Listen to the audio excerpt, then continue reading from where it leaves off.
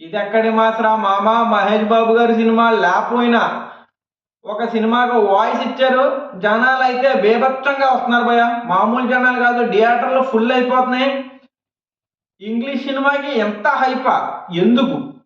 Cinema బాగుందా లేదా మొత్తం మాట్లాడదాం. మహేష్ బాబు గారి ఫ్యాన్స్ అయితే లైక్ గట్టిగా చేసుకోండి భయ్య. Subscribe more important. సబ్స్క్రైబ్ చాలా మంది చేస్తలేదు, చెయ్యండి. మ్యాటర్ ఏంటంటే ముఫాసా సినిమా భయ్య, ద లైన్ కింగ్. నేను అసలు చూడకపోదును, కానీ మహేష్ బాబు గారు వాయిస్ ఓవర్ ఇచ్చారంట.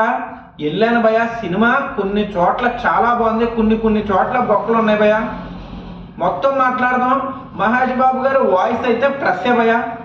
ఇంగ్లీష్లో టికెట్లు సోల్ అవ్వలేదు సరిగ్గా. 35,000 టికెట్లు ఎంతో సోల్ అవని, తక్కువ, చాలా తక్కువ టికెట్లు సోల్ అవని. హిందీలో కూడా చాలా తక్కువ. కానీ తెలుగులో చూసుకుంటే బేభత్సమైన టికెట్లు. హిందీలో పుష్ప 2 ఎలాగ ఆడుతుందో కలెక్షన్ పరంగా, దీంట్లో కూడా అంటే మన తెలుగులో కూడా కేవలం మహేష్ బాబు వాయిస్ గురించి బేభత్సమైన జనాలు వస్తున్నారు భయ్య. ఆయన వాయిస్ చాలా బాగుంది సినిమాలో. అసలు ముఫాసా అనేది చిన్నపిల్లల సినిమా భయ్య, అంటే చిన్నపిల్లలు చూసే సినిమా, పెద్దోళ్ళకి సెట్ కాదు. కానీ మహేష్ బాబు గారి ఫ్యాన్స్, అందరు ఫ్యాన్స్ కలిసి ఈ సినిమాకి వెళ్ళడానికి ఒకే ఒక కారణం, మహేష్ బాబు గారు వాయిస్ ఇచ్చారని. మహేష్ బాబు గారు వాయిస్ ఇవ్వకపోతే ఈ సినిమా ఎవరూ చూసేవాళ్ళు కాదు భయ్య. చిన్నపిల్లలు వెళ్ళేవాళ్ళు, లేకపోతే ఓటీటీలో చూసేవారు. కేవలం మహేష్ బాబు గారు వాయిస్ ఇచ్చారని చూశారు. నాకైతే పర్లేదు భయ్య, కానీ ఒకటే రన్ టైం కొంచెం ఉంటే బాగుండు. ఎంత త్వరగా అయిపోయింది ఏంట్రా అనిపిస్తుంది, ఫీలింగ్ వస్తుంది భయ్య మీకు. ఇంకా ఉంటే చాలా బాగుండు, ఇంకా ఉంటే బేపచ్చం ఉంది భయ్య సినిమా. కాకపోతే ఉండదు, చాలా చిన్న సినిమా ఇది. చిన్న సినిమా అంటే మీకు ఎలా చెప్పాలంటే, ఇప్పుడు 1 గంట 52 నిమిషాలు ఉంటుంది భయ్య సినిమా. ఒక 2 గంటల 50 నిమిషాలు ఉన్నా సూపర్ ఉందిను. ఇంకా చూద్దాం భయ్య, ఎందుకంటే మహేష్ బాబు గారు వాయిస్ అలా ఉంటుంది, చాలా స్వీట్గా ఉంటుంది, పందార్లాగా. కొన్ని కామెడీ డైలాగులు కూడా ఉంటాయి.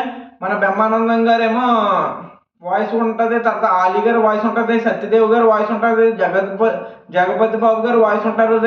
అందరి వాయిస్లు కూడా నీట్గా ఉన్నాయి భయ్య. కానీ సూపర్ ఉన్నదంటే మన మహేష్ బాబు గారి వాయిసే.